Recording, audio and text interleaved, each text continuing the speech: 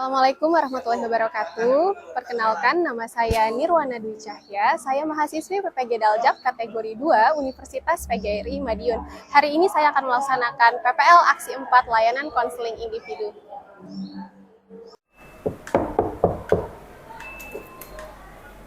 Assalamualaikum Ibu. Waalaikumsalam, Anin. Ya, silakan duduk, Anin. Ya Ibu, makasih. Iya. Ya, terima kasih Anin sudah memenuhi undangan Ibu untuk hadir di ruang BK untuk melakukan konseling individu. Sebelum kita mulai, alangkah lebih baiknya kita berdoa terlebih dahulu ya, Nak. Ya, berdoa dimulai. Berdoa selesai. Ya, alhamdulillah. Gimana Anin kabarnya? Sehat?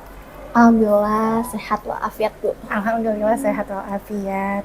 Untuk pertemuan kita pada hari ini, yaitu kita ingin melakukan konseling individu. Apa itu konseling individu? Konseling individu merupakan layanan pemberian bantuan dari guru BK yaitu Ibu kepada konseli yaitu Anin untuk menyelesaikan permasalahan yang dialami oleh Anin. Ya, yang berikutnya ada asas-asas konseling individu. Anin bisa menyebutkan ada asas apa aja? Asas-asas konseling individu itu ada 4. Ya. Yang pertama asas keterbukaan, terus yang kedua asas kesukarelaan, asas kerahasiaan, sama satu lagi asas kemandirian. Ya, pintar Anin. Ya, pertemuan konseling individu ini dengan topik yaitu terlambat datang ke sekolah. Dan untuk tujuan layanannya ini ada 3. Yang pertama, di sini siswa mampu mengevaluasi dirinya mengenai penyebab apa sih saya terlambat. Nah, yang kedua, di sini siswa mampu mengatasi penyebab dirinya terlambat dan mampu merencanakan tindak lanjut. Gimana nih caranya supaya saya tidak terlambat lagi? Ya, yang ketiga yaitu siswa mampu merubah perilakunya yang tadinya terlambat menjadi tidak terlambat. Ya, bisa dipahami Anin? Bisa Ibu. Baik, sebelum kita memulai ke tahap berikutnya, Ibu nanya kepada Anin. Kira-kira apakah Anin siap? Insya Allah siap Ibu. Siap, alhamdulillah. Jadi Anin tahu apa tujuan diundang di ruang BK ini? Tahu Bu, saya mau konseling individu sama Ibu. Ya, konseling individu. Baik. Terima kasih Anin sudah memenuhi undangan Ibu. Selanjutnya yang ingin Ibu tanyakan, Anin bagaimana sekolahnya? Apakah ada hambatan? Kalau sekolah bisa dibilang sih baik-baik aja ya Bu. Cuman adalah hambatan sedikit, kayak harus ngejar materi, terus juga mengerjakan tugas-tugas yang ketinggalan gitu sih Bu. Baik. Anin menyebutkan hal tersebut berarti bisa Ibu simpulkan adanya permasalahan dalam sekolah. Benar? Ya. Apakah Anin sukarela untuk menyampaikan permasalahan itu? Ya, dari saya sendiri saya bersedia untuk menceritakan permasalahan saya. Jadi akhir-akhir ini tuh saya udah sering terlambat datang ke sekolah Bu. Jadi saya ketinggalan materi. Apa yang menyebabkan Anin terlambat? Kesiangan sih Bu. Kesiangan? Iya. Lalu apa yang menjadi kendala emangnya? Saya kan anaknya susah dibangunkan ya Bu. Padahal udah pasang alarm, terus juga suara alarmnya juga udah besar, tapi tetap saya nggak bisa cepat bangunnya. Dan dari saya sendiri juga kalau malam suka main sama temen, ngobrolnya panjang, terus juga main HP sampai lupa waktu, sampai larut malam Bu. Mohon maaf, berarti tiap malam Anin bermain? Iya, bisa dibilang hampir tiap malam saya main sama temen. Kalau nggak main sama temen, ya saya main HP, tapi sampai larut malam. Apakah orang tua Anin mengizinkan kalau setiap malam bermain? Kalau dari orang tua mengizinkan, tapi tetap mereka pasti ingetin saya buat kalau pulang tuh jangan malam-malam. Terus kalau main HP juga jangan sampai terlalu lama, sampai lupa waktu. Ya, tapi dari saya sendiri sih Bu yang nggak dengerin nasihat mereka. Ya, tadi Anin menyebutkan bahwa Anin juga bermain HP sampai larut malam. Ya, kalau Ibu boleh tahu memang Anin apa sih yang dimainkan kalau buka HP? Kalau main HP tuh biasanya saya lebih sering buka sosial media Bu, kayak kelamaan scroll Instagram, terus lihat video-video di TikTok sampai lupa waktu. Terus juga saya juga suka ngikutin trending topik di Twitter gitu Bu. Jadi hampir semua sosial media Iya, ya. saya jadi lupa waktu. Baik. Jadi bisa Ibu simpulkan bahwa di sini Anin yang belum bisa mengatur diri dan mengatur waktu. Iya, betul Bu, emang saya belum bisa mengatur diri dan saya sadar itu. Jadi saya sebenarnya nyesel sih Bu. Baik, seperti itu ya. Yang ingin Ibu tanyakan kembali, apa dampak yang Anin terima ketika Anin tadi ada permasalahan terlambat ya? Iya. Oh, ya. Kalau terlambat datang sekolah, pastinya saya nggak boleh masuk sekolah Bu. Jadinya saya dipulangkan, terus absen kehadiran jadi dialfakan. Otomatis pas orang tua tahu kalau saya dialfakan jadi marah. Jadi Anin menyadari ya, Betul. ya kalau memiliki dampak yang tidak baik untuk Anin. Ya, baik. Kita bersama-sama di sini membuka panduan tata tertib. Ya, ini adalah panduan tata tertib dari sekolah yang telah disepakati oleh siswa ya dan diketahui oleh orang tua. Anin tahu? Tahu Ibu. Tahu ya. Baik, kita buka di bagian poin keterlambatan saja nih, kehadiran masuk sekolah. Bisa kita lihat bareng-bareng. Poin pertama, bel masuk dimulai pukul 7 ya, dan gerbang sekolah ditutup. Berarti Anin sudah menyadari bahwa kalau Anin lewat dari jam 7 artinya terlambat. Nah, di sini juga ada di poin yang D nih ya, siswa yang terlambat 3 kali akan dikenakan sanksi dengan memanggil orang tua ke sekolah. Nah, ini kan Anin sudah beberapa kali ya melakukan terlambat, tentunya nanti akan ada sanksi yang diterima. Rugi nggak Anin? Merugikan sih Bu. Iya, sangat merugikan ya. Nah, terima kasih Anin karena sudah menyadari akan hal itu. Di sini Ibu ingin menyampaikan saja bahwa Ibu juga sudah mendapat data Anin terlambat itu, ya baik di data piket maupun di data kelas ya dari sekretaris kelas. Nah di sini Anin sudah beberapa kali dinyatakan terlambat. Setelah tadi kita bersama-sama buka panduan tata tertib ya, berarti Anin mengetahui ya kalau hal tersebut melanggar tata tertib sekolah. Ya, sadar Ibu, dan saya sangat menyesal.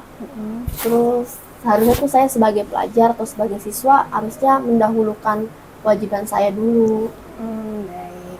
Selanjutnya di sini Ibu akan memberikan lembaran self monitoring atau lembar pemantauan diri yang Anin isi saat ini.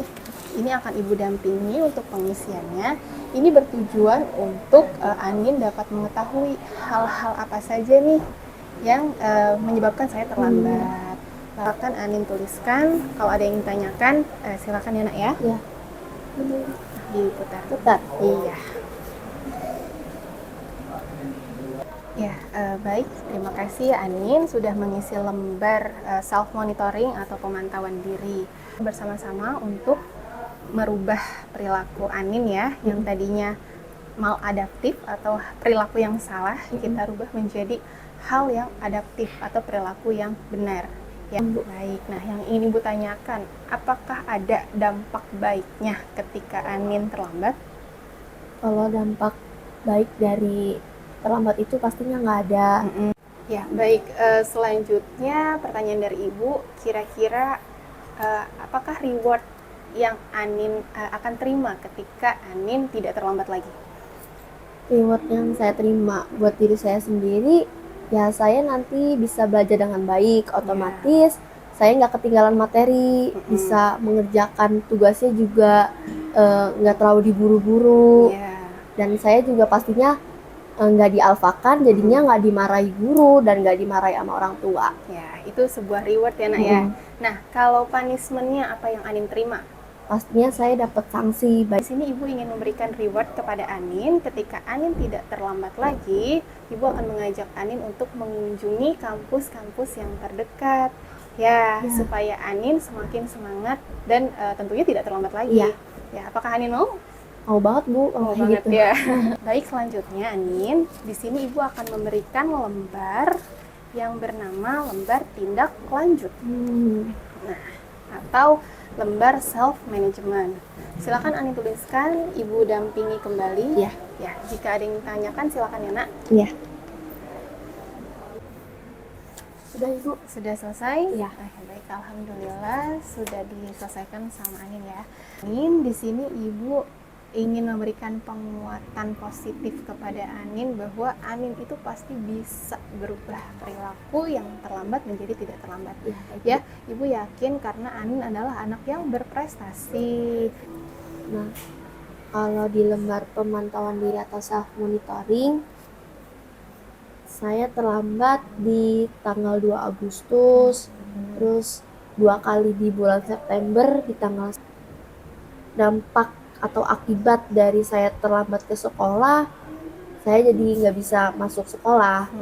Jadi saya dipulangkan oleh guru piket dan saat absen kehadiran saya dialfakan. Di lembar rencana tindak lanjut atau self management, nah reward kalau saya berhasil berubah itu saya dari tadi yang udah disepakati. Ya, Ibu ngajak saya untuk berkunjung ke kampus kalau saya berhasil untuk merubah perilaku yang tadinya terlambat jadi tidak terlambat, rencana dan langkah-langkah supaya saya bisa berubah. Nah, dari saya sendiri saya harus bisa memanage waktu itu dengan baik. Saya harus tahu kapan waktunya belajar, kapan waktunya bermain, kapan waktunya istirahat. Nah, itu saya harus tahu kan Bu. Betul.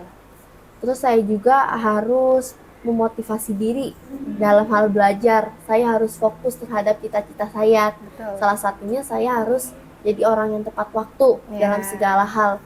Jadi alhamdulillah Anin, kita sudah sampai pada tahap akhir konseling individu ya Nak ya. Bagaimana Anin menyimpulkan dari pertemuan kita pada hari ini? Kesimpulan saya dari saya mengikuti konseling individu bersama Ibu, dan Ibu artinya Ibu membantu saya untuk mencarikan solusi dari permasalahan saya Bu. Dimana masalah saya kan terlambat ke sekolah. Saya jadi tahu, saya menjelaskan apa penyebab-penyebabnya. Dari penyebab tersebut saya sadar bahwa ini kesalahan saya dan saya memang sudah seharusnya berubah dan harus bisa berubah. Yang tadinya perilaku negatif saya yaitu terlambat harus bisa berubah ke jadi yang lebih baik. Lebih baiknya di sini saya harus jadi orang lebih tepat waktu. Saya nggak lagi untuk terlambat ke sekolah. Aku ingin merefleksikan kepada Anin, kira-kira gimana kesan dan perasaan Anin dalam melaksanakan konseling individu ini? Dari konseling ini sih saya rasanya lega ya Bu. Yang selama ini saya bingung gitu. Saya bingung harus cerita ke siapa permasalahan ini, gimana saya bisa mendapatkan solusinya. Nah, dari konseling individu ini saya merasa lega. Akhirnya saya menemukan jawaban atas permasalahan saya. Saya juga bisa berpikir lebih positif, lebih ke arah yang benar gitu Bu, bahwa saya tuh sadar akan kesalahan saya dan saya harus bisa berubah. Jadi saya ada perasaan saya jadi termotivasi untuk berubah ke lebih baik gitu. Di sini Ibu memberikan pesan dan harapan untuk Anin, yang mana di sini Anin, ya pesan Ibu tidak terlambat lagi. Berarti ya Anin harus lebih tepat waktu dalam sekolahnya karena Anin memiliki motivasi belajar yang tinggi, apalagi mau lanjut kuliah. Ya. Dan harapan Ibu yang tadi Anin dapat merealisasikan dari rencana atau langkah-langkah yang sudah Anin tuliskan ya. Untuk selanjutnya, di sini Ibu akan memberikan lembar self monitoring yang baru. Nah, ini bisa Anin isi seminggu ke depan. Kita lihat perkembangan Anin. Kalau Anin kiranya ada terlambat, Anin tuliskan di sini. Kalau misalnya tidak terlambat, berarti itu bagus. Sudah seminggu ke depan lagi, nanti Anin tidak pernah melakukan terlambat. Jadi ini mohon disimpan untuk rencana tindak lanjutnya. Kita sepakat buat ketemu lagi, bisa Anin? Bisa Bu. Untuk melakukan konseling individu ini, ya sebagai tindak lanjut atas pertemuan kita hari ini. Baik, tadi kita buka dengan doa. sekarang kita tutup dengan doa kembali. Baik, doa penutup. Untuk itu, Ibu persilahkan. Amin, doa selesai. Amin, karena sudah sampai ke tahap akhir ya, sudah sampai selesai. Di sini Ibu akan memberikan link apa? Link evaluasi dari hasil layanan konseling individu pada hari ini. Untuk linknya Ibu kirim personal WhatsApp ke Anin ya. Anin bawa HP? Ya, saya bawa. Ya, baik, Ibu kirimkan. Sudah? Ya, sudah ini Bu. Ya. Boleh langsung dikirimkan? Sudah dikirim? Ya. Saya kirimkan ya Bu. Iya.